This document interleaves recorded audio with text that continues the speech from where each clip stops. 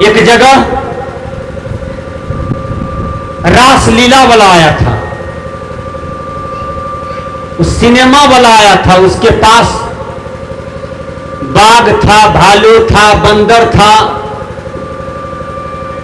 वो चारों तरफ 2 बीघा जमीन में सबको लगा दिया। बगल में मेला थी, लोग आते थे 10 टका टिकट में कटाते जाते थे, लेकिन उसका प्रचार जोर शोर से करता था। 2 मंजिला गेट बनाया था, उस गेट पर एक आदमी बंदर का कपड़ा पहन करके माइक लेकर के चिकरता था कि मेरा सिनेमा घर जाओ तो तुमको बहुत बहुत चीज देखने को मिलेगा। कहा क्या सब मिलेगा बताता हूं। कहा जो पक्षी देखना चाहते हो मिलेगा, जो जानवर देखना चाहते हो मिलेगा। कहा ठीक है। बहुत आदमी टिकट कटा कटा करके गया। अब प्रचार करते करते वो आदमी बाघ वाला झुंड में गिर गया। बाघ वाला जो रूम था ना, 2 मंजिले पर से वो गिर गया। जब गिर गया तो वो आदमी लेटरिन पेशाब कर दिया कि अब हमको बाघ खा जाएगा, हम बाघे के झुंड में गिर गए हैं। तो लेटरिन पेशाब बेचारा डर के मारे कर दिया वो बंदरवा। तो वो बाघ धीरे धीरे इसके पास आ गया, बंदरवा के पास। कहता है खैनी देगा। कहा अरे तुम नकली बाघ हो क्या, हमको तो लेटरिन पेशाब हो गया तुमको देख करके। हम भी नकली है, तू भी नकली हैं? कहा हम भी भाड़े पर आए हैं, रोज 300 टका लेते हैं, नकली बाघ बन करके बैठे हुए हैं। तो नकली मानव मत बनिए, मानवता को धारण कीजिए, इंसानियत को धारण कीजिए। इसी को कहते हैं असली मानव, मनुर्भव, यानी मनुष्य बनो। मनुष्य को खोल पाने से मनुष्य नहीं होता है, मनुष्य बनना पड़ता है। तो कैसा मनुष्य बने? एक बच्चा दौड़ करके आया, वो कहता है साहेब बंदगी बाबा। हमने कहा ये संस्कारी परिवार का बच्चा है। दूसरा बच्चा दौड़ करके आया, वो कहता है जय गुरु बाबा। हमने कहा ये भी संस्कारी परिवार का बच्चा है। तीसरा बच्चा दौड़ करके आता है, वो कहता है ढंढोल बाबा जी ढंढोल। हमने कहा ये गलत परिवार का बच्चा है। बाबा जी को ढंढोलिया समझता है, बाबा जी को ढमखोलिया समझता है।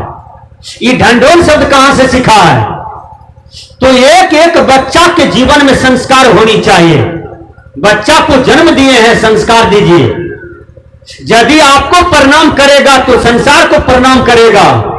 आपके बच्चा आपको नमस्कार नहीं करेगा तो दुनिया में किसी को नमन नहीं कर सकता है। यह प्रथम रहनी है, यह प्रथम संस्कार है। देखिए भगवान राम जगते हैं तो माता पिता को प्रणाम करते हैं, उसके बाद आचार्य लोगों को प्रणाम करते हैं, उसके बाद समाज के लोगों को प्रणाम करके तब कोई क्रियाक्रम करते थे। आज आपका बच्चा को कहिए प्रणाम करने के लिए तो वो कहता है लाजो लागे से। प्रणाम करने में लाज लगता है, नमस्कार करने में लाज लग रहा है। ऐसा नहीं होना चाहिए। एक पति पत्नी हमसे माला लिया, कहा बाबा माला तो ले लिए, अब सब कुछ बता दिए, अब तो यही करना है। हमने कहा एक विध बाकी है। कहा वो क्या है, करवा लीजिए। उसकी पत्नी बगल में थी, हमने कहा अपने पति को प्रणाम करो। कहा बाबा सब काम हो सकता है, ये काम नहीं होगा, हम मरिए जाएंगे। बहुत लाज लगता है दुल्हा को गोर लगने में, दुल्हा को प्रणाम करने में। तब उसका दुल्हा से हमने कहा ये तो प्रणाम नहीं करना चाहती है, तुम ही करो। कहा हम तो कर लेंगे। हमने कहा ये तो तुम ही को प्रणाम करने जा रहा है। कहा बाबा ये करो में लाज लागे छे, ये प्रणाम करते थे मेरे जुड़े। विचार कीजिए, तो पति को प्रणाम करने में लाज किया। अरे मां सीता को देखिए, राम भगवान को हमेशा प्रणाम करती थी, सीता तर गई। सती अनुसुईया हमेशा अपने पति को प्रणाम करते रहती थी, तो तर गई। तो पति के चरण में सब चीज है। अब वो पति को आप गाली देते हैं, पति को झाड़ू से मारते हैं, अब पति को बढ़िया से भोजन बना के नहीं देते हैं, पति को बड़नझट्टा कहते हैं। ये सब शब्द आप कहां से सीखे हैं? इसलिए अपने सोच विचार को ठीक कीजिए। इसी को सत्संग कहते हैं, इसी को श्रद्धांजलि सभा कहते हैं।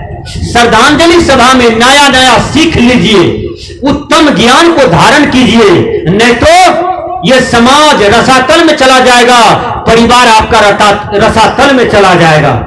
एक बार अकबर और बीरबल में बहस हो रहा था। कथा अच्छा है। अकबर ने कहा, बीरबल मांस खाने का इच्छा हो रहा है। कहा, हुजूर जीवन भर आप मांस खाएं, मांस की खेती नहीं होती है। मांस तब मिलता है जब किसी जीव का हत्या होता है। या तो बकरी कटेगा, कबूतर कटेगा, मुर्गी कटेगा। हुजूर आप कटे हुए आदमी को देखे हैं? रेल में कटे हुए आदमी को हम देखें, सोनीपत में ये रणवीर दास देखा है। एक 8 वर्ष का बच्चा रेलवे के पटरी देके जा रहा था, और वो बच्चा, गाड़ी इतनी स्पीड में थी कि बच्चा हवा के द्वारा खींचा गया। मां आगे में थी, बच्चा पीछे में था। मां बच गई, मां के शरीर में वजन न था, बच्चा खींचा गया। जैसे केंचू को काटिए, केंचू होता है ना आपके समाज में, और उसको काटिए, वो कैसा लगेगा? उसी ढंग का बच्चा कटा हुआ था पटरी पर। बच्चा कट करके कतरा हुआ था, और तब उसकी मां झोला में उस शरीर को उठा करके ले गया रोते रोती। उसको कौन पोस्टमार्टम लायक नहीं था? विचार कीजिए सज्जनों। उस दिन मैंने देखा कि मनुष्य का मांस भी कैसा होता है। अरे पंडित जी को पूछिए, जब किसी को बलि देता है काली मैया के आगे में, अरे पंडित ये कौन सी भक्ति है समाज में तुमने दर्शाया है? समाज में भ्रम फैला रखा है। काली मैया के आगे में बकरी का बलि क्यों देते हो? कौन सी किताब में लिखा हुआ है? जो किताब में लिखा हुआ किताब को जला दो, बीजक पदावली को अनुसरण कीजिए, गीता रामायण का अनुसरण कीजिए, लेकिन गीता रामायण में जहां आसार है उनको भी हटा दीजिए, सार को ग्रहण कर लीजिए। कबीर साहब ने कहा, वेद किताब कहा कि नहीं झूठा, झूठा जो न विचारे। कबीर साहब जी कहते हैं, वेद किताब झूठा नहीं है, लेकिन झूठ पर विचार करो, झूठ को त्याग करो, सार को ग्रहण करो, आसार को त्याग दो।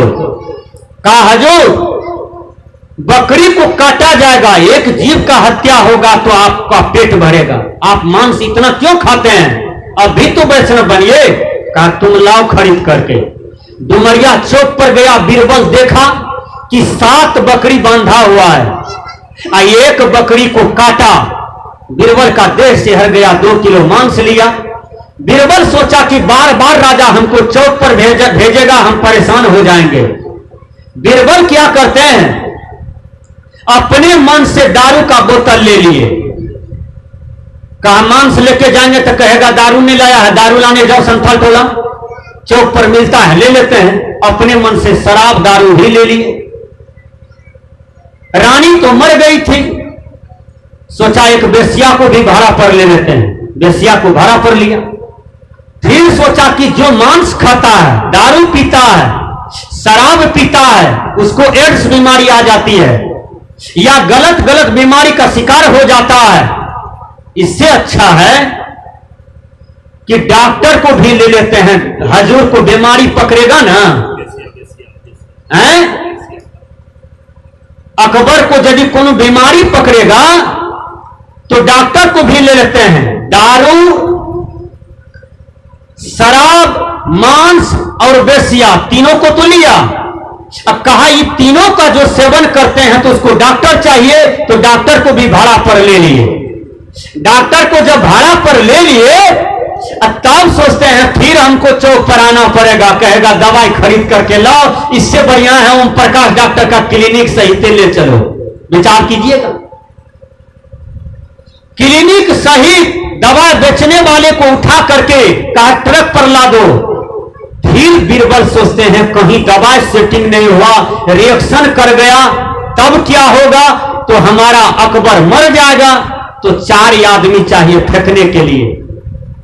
4 आदमी को भाड़ा पर लिया, कीर्तनिया मंडली को भाड़ा पर लिया। का गीत भजन गाने वाला भी चाहिए ना, उसको भी भाड़ा पर ले लिया।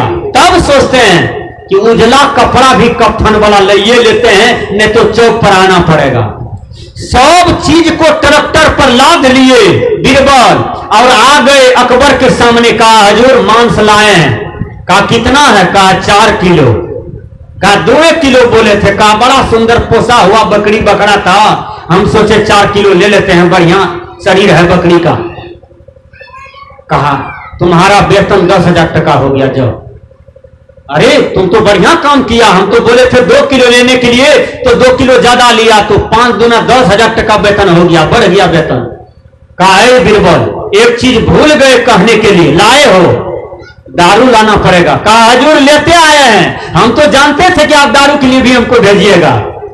दारू शराब दोनों लाए हैं। कहा देसी बोतल लाए हो कि विदेशी? कहा देसी में थोड़ा नशा है, विदेशी में नशा है, विदेशी लाए हैं। कहा अमेरिकन लाए हो कि इंग्लैंडी वाला? कहा अमेरिकन वाला लाए हैं। कहा 300 रुपया वाला बोतल लाए हो कि 750 रुपया वाला? कहा 750 रुपया वाला लाए हैं। कहा जाओ तुम्हारा 15,000 वेतन हो गया। कहा एक चीज और भूल गए हैं बीरबल, कहने में लाज लगता है, लाए हो? बेसिया। कहा बहुत सुंदर नवयुक्ति बेसिया ऐबे किया है दक्षिण साइड से। कहा कितना रुपया लिया? कहा मांग तो रहा था 17,500, लेकिन 12,000 में काम फरिया गया, लेते आए हैं।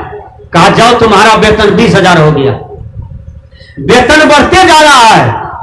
कहा बुद्धि जो बढ़ा दिया बीरबल। तब राजा का नजर पड़ जाता है डॉक्टर पर। कहा ये कौन है? 3-3 तो कलम देखते हैं, आंख में चश्मा, हाथ में बैग। कहा ये डॉक्टर है। कहा इसको क्यों लाए हो?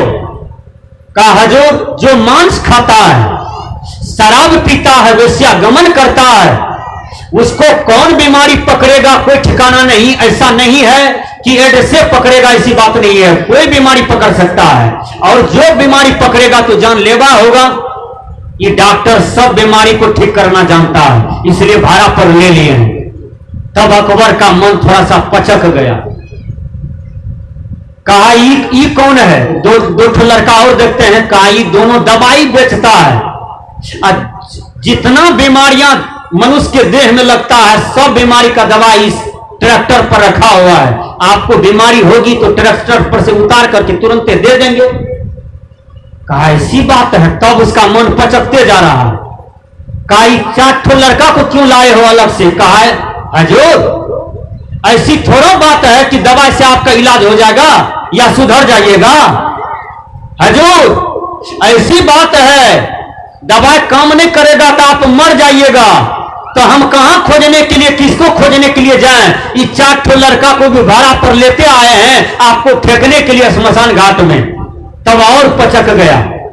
कहा ढोलक वाले को, हारमोनियम वाले को, कीर्तनिया वाले को इसको क्यों लाए हो? कहा हजूर यही तो पीछे से भजन गाएगा, राम नाम सत्य है सबका यही गत है, राम नाम सत्य है सबका यही गत है।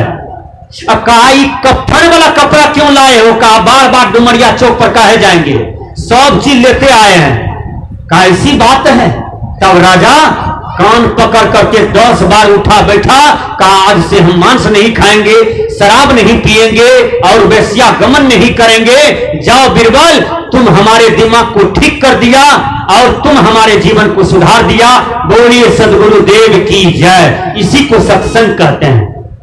अपने जीवन को परिवर्तन कर दिए, इसी को जीवन कहते हैं। विचार कीजिए, शंकराचार्य के दर्शन में आया किंग जीवनम दोष विवर्जितम यत्। कहा जीवन क्या है? कहा जिसके जीवन में कोई दोष नहीं हो उसी को जीवन कहा जाता है।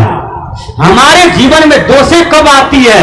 जब हमारी संगति बिगड़ जाती है तब हमारा जीवन में दोष आता है। इसलिए हमने कहा कबहुन भयहु संगहु साथा, ऐसे जन्म गमाऊं अच्छा। इतना सुंदर जन्म को आप बेकार कर रहे हैं। बहुरी न पैयो ऐसो थाना, थाना मतलब ये मानव शरीर, फिर मिलेगा कि नहीं मिलेगा इसका कोई ठिकाना नहीं है। बहुरी न पैयो ऐसो थाना, साधु संगति तुम नहीं पहचाना। एक लड़का 4 बांस ऊपर वृक्ष पर चढ़ रहा था। एक महात्मा रास्ते से जा रहे थे। कहा बेटा क्यों चढ़ते हो इतना लंबा वृक्ष पर? कहा मजा से हवा खाएंगे, और वृक्ष पर से ही आते हैं तो खाबदो दिखाई पड़ता है, डुमरिया दिखाई पड़ता है। इसी वृक्ष पर हम फुलंगी पर बैठे रहते हैं तो जो लेटरिंग करने के लिए बांस बाड़ी में आता है सबका इज्जत देख लेते हैं, बड़ी मजा आता है देखने में। महात्मा जी ने कहा तुम्हारा चेतना गलत है, तुम्हारा सोच गलत है, तुम्हारी दृष्टि गलत है, इनको ठीक करो, इस वृक्ष पर मत चढ़ो, चलो हमारे सत्संग में बैठना, मन ठीक हो जाएगा, मन काबू में हो जाएगा। मन को सबस करो, तुम्हारे अंदर में गलत मन बन गया है। कहा बाबा आप बाबाजी हो तो बाबाजी वाला उम्र होता है, हमारा उम्र है अभी ये सब करने का। इंग्लिश के विद्वान ने कहा द यंग से लाइफ इज फुल ऑफ जो बट द बिग से लाइफ फुल ऑफ सोरो। जवान बोलते हैं जिंदगी मजा लेने के लिए है, बुजुर्ग बोलते हैं जिंदगी दुख का घर है। वास्तविक रूप में सोचा जाए जिंदगी न तो दुख का घर है न तो मजा लेने के लिए है, जिंदगी है शांति के लिए। केवल साधना चाहिए शांति के लिए, कुछ भी चाहना चाहिए शांति के लिए। प्रबल दुख है तो विषय भोग ही है, आवागमन का वही बीज बनता। धर्मस्वरूप साहब जी कहते हैं कुछ भी चाहना चाहिए शांति के लिए। तो महात्मा जी ने कहा मत चढ़ो वृक्ष पर, मत चढ़ो, चलो सत्संग में, अपने मन को समझेगा, मन तुम्हारा काबू में होगा। लेकिन वो 22 वर्षा लड़का, बिगड़ा हुआ लड़का, वो कपटी दिल वाला लड़का चढ़ गया फुलंगी पर। धीरे धीरे हवा, बहुत गर्मी थी, हवा जब लगा तो कैसे न कैसे उसको नींद आ गई। नींद आया, वो लड़का 4 बांस ऊपर पर से गिरा, थौवा थौवा हो गया, मर गया। अरे संसार के लोगों, दुनिया के लोगों, जितना साधु की बात काट करके आप आगे बढ़िएगा उतना धोखा पाइएगा, उतना दुख पाइएगा। इसलिए बाबा कबीर साहब ने कहा हो हजूर ठार कह तू है अब ते संभर और संभाल। हजूर मैं खड़ा होकर के कहता हूं अपने को संभालो और दूसरों को भी संभालने का प्रयास करो। ये जीवन जीने की कला है, यही कला से तुम अमृत को प्राप्त कर लोगे। ये कबीर साहब की वाणी है। तो मैंने कहा बहुरी न पहियो ऐसो थाना, साधु संगति तुम न पहचाना। साधु संगति को पहचानिए। साधु कौन? जो साधना करता हो। साधु कौन? जिसका मन स्वबस में हो। साधु कौन? संस्कृत के विद्वान ने कहा बंध मुक्तम ब्रह्मनिष्ठम कृत कृत भजत गुराम यश प्रसादात संसार सागरे गोस्पदाते। कहा जो बंधन से मुक्त हो, ब्रह्मनिष्ठ हो, आचरणवान हो, जैसे गौ की पूंछ को पकड़ करके मनुष्य नदी पार कर जाता है, उसी प्रकार ऐसे जो साफ सुथरा आचरण के साधु हैं उसका ज्ञान रूपी पगडंडी को पकड़ करके मनुष्य नाव पार कर जाता है, भव चक्र पार कर जाता है और अपने जीवन को सफल कर लेता है। बहुरी न पहियो ऐसो थाना, साधु संगति तुम न पहचाना। साधु संगति को पहचानिए। यदि साधु संगति को वो लड़का पहचान लेता तो वो लड़का 4 बांस ऊपर से नहीं गिरता। उन्होंने नहीं महत्व दिया, नहीं समझा, नहीं माना, इसलिए वो लड़का स्पॉट मर गया जस्ट 10 मिनट के बाद। इसलिए कबीर साहब ने कहा साधु संगति तुम न पहचाना, अब तोर हो यहां नरक महबासा, निस्दिन बसे वो लबड़ा के पासा। लबड़ा का मतलब होता है केवल लबड़ा लुच्चा के तरफ बकने वाला, झूठ फूस बकने वाला है, अनाप शनाप बकने वाला। रहनी कुछ नहीं, साधना कुछ नहीं, अस्थिरता कुछ नहीं, गंभीरता कुछ नहीं, केवल बोलो खैनी खा रहे हैं लेकिन खैनी का त्याग करो, इसी को लबड़ा कहते हैं। शराब पी रहे हैं, शराब को त्याग करो, हम पिएंगे, इसी को लबड़ा कहते हैं। हमारा आचरण ठीक नहीं है, हम दूसरों को उपदेश कर रहे हैं कि आचरण ठीक करो, इसी को लबड़ा कहते हैं। कबीर साहब ने कहा लबड़पनी से काम नहीं चलेगा, आचरणवान बन जाओ। यानी जो कहते हो वो करो, उसको रहने में उतारो और तभी तुम्हारा जीवन सफल होगा। एक गधा था और उसको कुत्ता से मित्रता हो गई और दोनों एक ही मालिक के पास रहते थे। मालिक साहब चले गए नेपाल मेजबानी में और उस कुत्ता को कोई भोजन नहीं दिया 2 दिन तक। मालिक आता तब ना भोजन मिलता। अब मालिक के घर में चोरवा घुस गया तो गधा कहता है, रे कुत्ता तुम हल्ला करो, मालिक का धन बच जाएगा। तो कुत्ता कहता है, बिना धन धर्म न हो ये खगेसा, ले लो अपनी कंठी माला, भूखे भजन नहीं हो ये गोपाला। गधा ने कहा, रामायण की चौपाई हमको मत सुनाओ, नमक खाए हो तो सरियत अदा कर दो। हमारे सत्यनारायण साहब जी बगल में है। एक दिन प्रवचन में कह रहे थे, मैं कबीर का बच्चा हूं, कबीर का नमक खाता हूं, इसलिए कबीर साहब की बात बोलूंगा, इसके लिए मेरा गला भी कट जाए तो कहीं दिक्कत नहीं। कट गया ना। पलटू साहब को लोग कड़ाही में जीते रख दिया, ईसा मसीह को कांटी में ठोक दिया, मीरा को जहर दे दिया, सोक्रेट्स को जहर पिला के मार दिया, भगवान कृष्ण को अनावश्यक टेंशन आया, राम भगवान को दुख विलाप मिला, सीता रोते रोते मर गई। तो ये सत्यवादी सबका क्या दुर्दशा हुआ है। बंदी छोड़ कबीर को 52 कछनियां दिया। तो गधा कहता है, मालिक का नमक खाए हो, कम से कम सरियत अदा कर दो। कुत्ता ने कहा, हम एक भी बात नहीं मानेंगे। 12 बजे रात में वो गधे डिकरने लगा कुत्ता के बदले में। मालिक का बेटा मुंगड़ा लिया, पसाठ लिया, आकर के गधा को 15 पसाठ दिया देह पर। कहा, अरे तुम सोने नहीं देते हो और हुक्काएं हुक्काएं करते हो। जब 15 पसाठ गधा को देख ऊपर चला गया, वो आदमी क्या जानने गया घर में चोरवा है।